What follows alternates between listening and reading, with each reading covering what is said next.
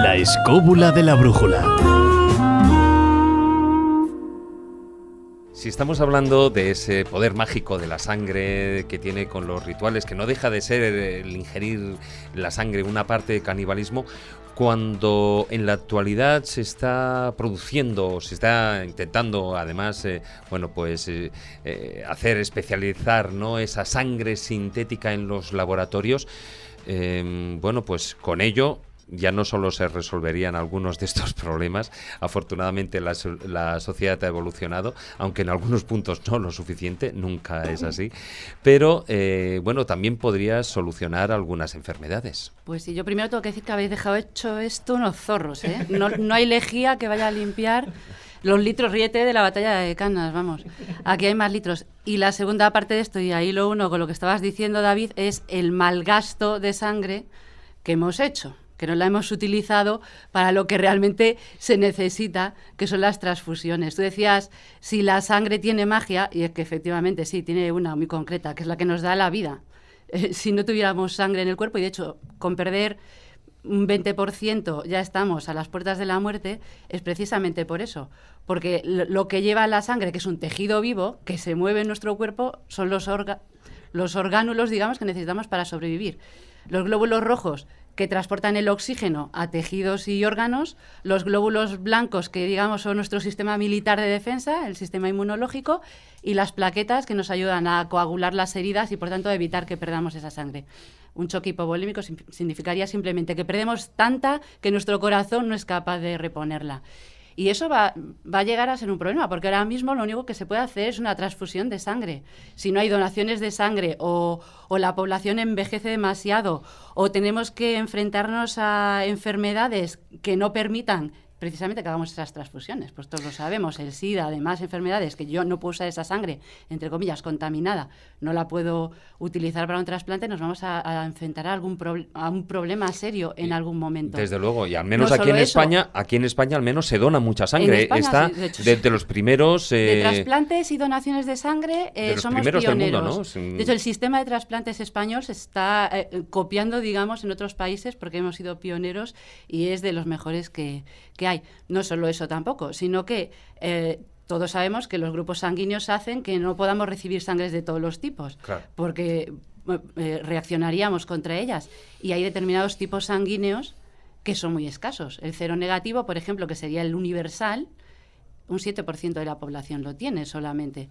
Carlos Canales, tú eres Carlos uno. Canales, ya sabéis a quién hay que pinchar, ¿vale? Cuando necesitemos pero Carlos sangre, no es válido por el vino y la cerveza que ingiere. Y sobre todo por la gran cantidad de carne. Mientras sea solo eso y te tengamos ahí enclaustrado unos días antes de necesitar arrancarte, sacarte la sangre. No hay somos así. Pero tú te comes muchos cervatillos, no cuentas. Pero vamos a sacrificarlos. Pero bueno, de ahí venía un poco traer este tema aquí de cómo podríamos entonces obtener sangre que podamos usar, ¿vale? Quitándonos, pues lo que estábamos diciendo ahora, las transfusiones con todos sus posibles problemas de contaminarnos con diferentes enfermedades que pudiera llevar la sangre o propias enfermedades que tengamos, o leucemias o anemias y demás que no te permiten donarla. Pues una de las cosas que se está haciendo, de hecho además salió un documental ahora hace poco en Televisión Española, en Documentos TV, grupos que están, por ejemplo, intentando utilizar hemoglobina de animales, no humana, que podamos tratar de manera que no suframos rechazo como en un trasplante de órganos o de tejidos, y por ejemplo se está haciendo, que a mí me parece muy curioso y tengo que profundizar más, no me dio tiempo, lo vi ayer y ya no me dio tiempo a ver más, de lombrices de agua. Hay un grupo en Francia que está extrayendo hemoglobina de ahí, tratándola, y de hecho ya están en ensayos clínicos en humanos, está una cosa bastante avanzada. Pues estaban haciéndolo en humanos, como todos los ensayos clínicos, ahí determinados, un día da para un programa entero. Pero bueno, la de lombrices de agua. Hay otra que sí estaba aceptada, de hecho tenía nombre, se llamaba Hemopure. Esa se comercializó y aprobó en Sudáfrica. Y era hemoglobina que provenía de vacas, era hemoglobina bovina. Se paró de usar, entre comillas, porque creo que se siguió vendiendo un poco en Sudáfrica. Por el tema de las vacas locas. Por el tema de las vacas locas, claro, precisamente, efectivamente. ¿A qué le pondrías ahí. Pero bueno, estamos hablando de Sudáfrica y creo que se siguió comercializando. No he encontrado el dato de en qué momento se dejó de comercializar también allí. Pero ahí sí estaba aceptada y y se usaba. Otra posibilidad sería no usar hemoglobina humana, digamos, sino producir sustancias que fueran similares a la hemoglobina. De hecho, hay una que sí la traigo, que se llamaba Poliem y también se usó, modificaba la hemoglobina humana, en cierta manera, haciendo que aumentara su tamaño, porque de esa manera, si tú aumentas su tamaño, puede transportar más oxígeno. Estábamos hablando de glóbulos rojos. Si transportas más oxígeno, bueno, pues te viene bien.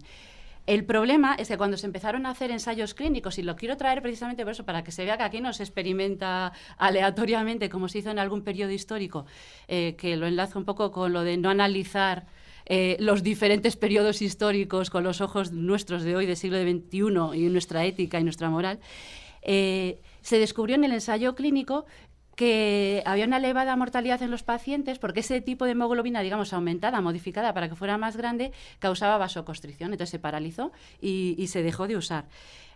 Una más reciente, en 2016, que se llama Eritromer, está desarrollada, y también me vale para hacer así otro gancho, por el NIH, que sería el equivalente al CSIC español en Estados Unidos, y el Departamento de Defensa de Estados Unidos. Os podéis imaginar que en conflictos, en guerras, los soldados no tienen acceso rápido a trasplantes de sangre y lo van a necesitar porque están heridos prácticamente la mayor parte del tiempo. Bueno, pues en una investigación desarrollaron una especie de glóbulos rojos artificiales que los puedes llevar fácilmente y transportarlos liofilizados, que solo los tienes que mezclar con agua y utilizarlo pues, en zonas de guerra o de catástrofe donde no tienes acceso a sangre fácilmente, sí, y lo llevan así liofilizado.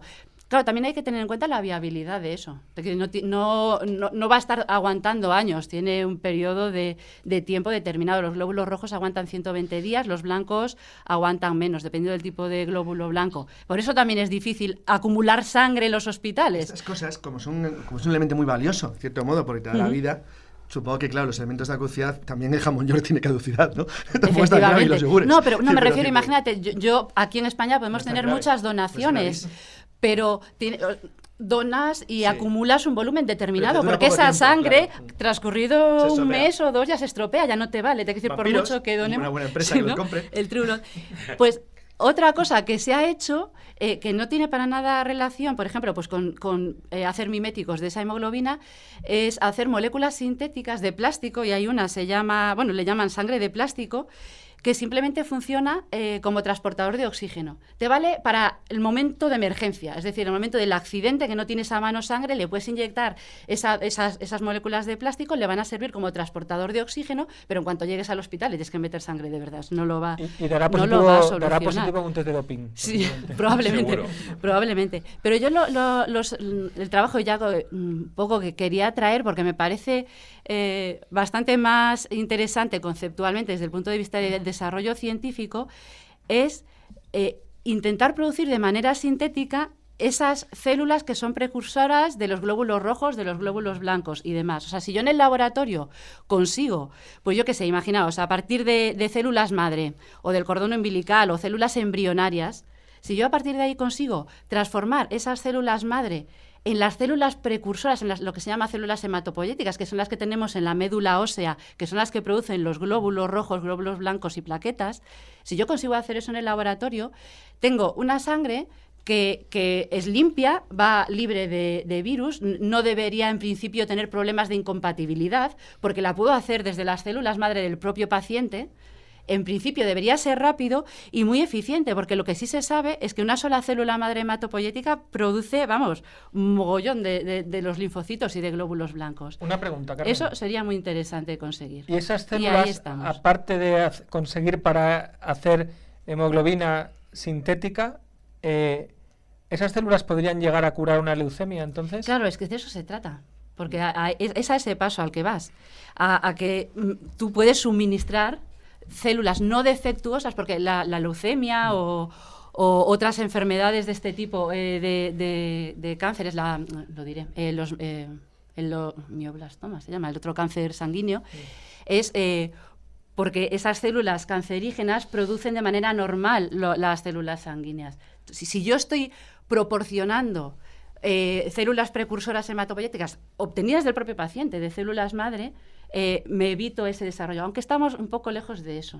Porque sí se ha hecho, y eso es lo que yo quería traer, 2 artículos en Nature de hace poco, de mayo, en los que se consiguió en el laboratorio producir esas células hematopoyéticas, una placa, que después se inyectaron en médula ósea de ratones, la procedían de humano, pero pues se inyectó en ratón para comprobar, solo en uno de los trabajos, no en los dos, y a eso iba, si eran tóxicas, si de alguna manera desarrollaban cáncer, o sea, si se comportaban de esa manera anormal que se comportan en leucemia. Estamos en ese paso. Parece que uno de los dos trabajos sí demuestra que sobreviven al menos 20 semanas en ratón sin desarrollar ningún tipo de cáncer. Carmen, entonces, a día de hoy, el tema de la sangre sintética, la sangre artificial, todavía no es viable. No del todo. Hay estas cosas que os he ido diciendo de esa hemoglobina modificada, pero todavía tendría sus problemas. A mí lo más cercano sería, o sea, lo más cercano a algo que pudiera ser de verdad muy útil y bueno, sería estas últimas. Eso me parece unos artículos muy, muy interesantes, porque también te corregirían otro problema. Lo que se estaba haciendo hasta ahora con determinadas enfermedades,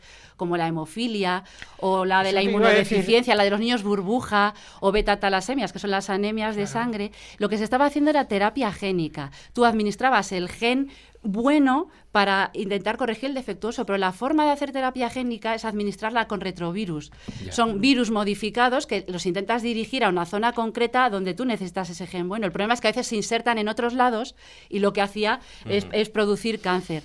También decir que, de hecho, un congreso que estaba celebrando ahora el mes pasado en Estados Unidos de la Sociedad Estadounidense de Hematología está mostrando casos muy prometedores también. O sea, están volviendo un poco a esa terapia génica y a demostrar que hay maneras de hacerlo que no reviertan en desarrollar un cáncer. Pero ahí está, la investigación, esto sabes, las cosas de Palacio van despacio. Sí, eso es lo que te quería preguntar yo antes, el tema del factor 8, eso también se está tocando en ese sentido, porque hay mucho hemofílico. Claro, no, en la hemofilia es donde más se está haciendo, y donde, en este congreso que digo, por ejemplo, era un trabajo muy prometedor que 6 de los 7 pacientes que se habían tratado dejaron de recibir transfusiones y parece muy prometedor esa terapia que estaban desarrollando. Pero esto es del mes pasado, ¿eh? O sea, y para terminar lo que es la sección y unirlo ya al final del filandón, me llama la atención, yo esa pregunta te la he hecho con muchas intenciones, el tema de si la sangre sintética a día de hoy era viable o no, porque me llama la atención de que, por ejemplo, sí que sea viable carne sintética como de pollo o de vaca que se hace a través de cultivo de células musculares y que está a la venta, de hecho. No realmente. Se hizo un poco en un laboratorio y cuesta una millonada, es carísima. Bueno, antes eran 250.000, ahora ya la hamburguesa te sale por 10 euros, o sea, con lo cual más, ya está ahí, tengo los datos recientes, ¿no? Pero esto fue el laboratorio en Mark Post, que es el que, bueno, yo no sé si Carlos con el tema de la carne pues quiere invertir en él, pero... Y la noticia no me fío mucho. No te fías mucho, ¿no?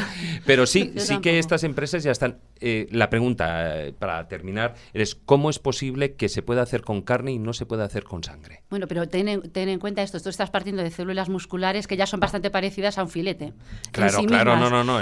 Tú aquí estás intentando producir esos glóbulos rojos, blancos, plaquetas...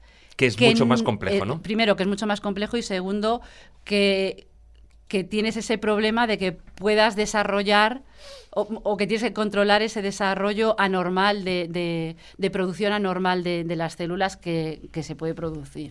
Y que si te sienta mal la hamburguesa hecha en maceta, solo te cagas con la pata abajo, pero como te pongan un glóbulo rojo fastidiado... canceroso, es decir, que se reproduzca normalmente, te desarrolla el cáncer intentando prevenirlo.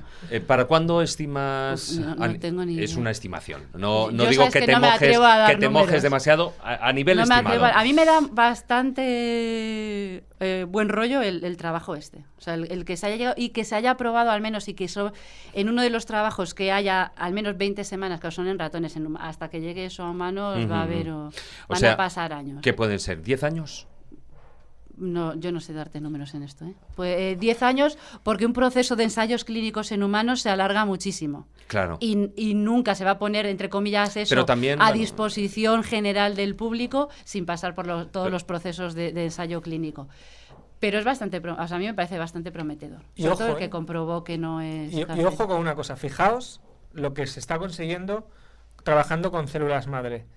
Y cuidado también, porque hay movimientos que están en plena convulsión ahora mismo en contra de la investigación con células madre, ¿eh? Sí, sí, bueno, y llevan es que, años, pero es ahora especialmente controvertido activo, ¿no? y es cierto que aquí tienes que invertir. No, para mí no es nada controvertido. Pero si está en yo estoy contra muy de las claro. vacunas. Exacto. Son los mismos. Bueno, eso es otro tema también para un programa. Para un programa, ¿eh? Pero Bueno. no, también iba a decir ahora, esta terapia génica y esto de, digamos, proporcionarlo con retrovirus se puede corregir con lo que está tan de moda ahora mismo, que es el CRISPR y la edición génica. Claro. Que eso... A ver si este de año aquí, toca el Nobel. A ver si bueno, este año. Eso también se da para otro programa. Ahí ese paso de que CRISPR se pueda usar en humanos, considerando la legislación ética, que era lo que yo iba, tú tienes que tener un poco de cuidado y regular de alguna manera. Bueno, Choco, CRISPR puedes comprar el tema de las células madre. En China no hay regulación y ahí es donde se está avanzando más, por ejemplo, con el CRISPR, pero tiene también su controversia, digamos, ética. Hablamos del CRISPR Eso porque da para precisamente el descubridor de este sistema es un español, un valenciano, un alicantino. El nombre que no recuerdo ahora Francisco es Mójica. Francisco Mójica, exactamente.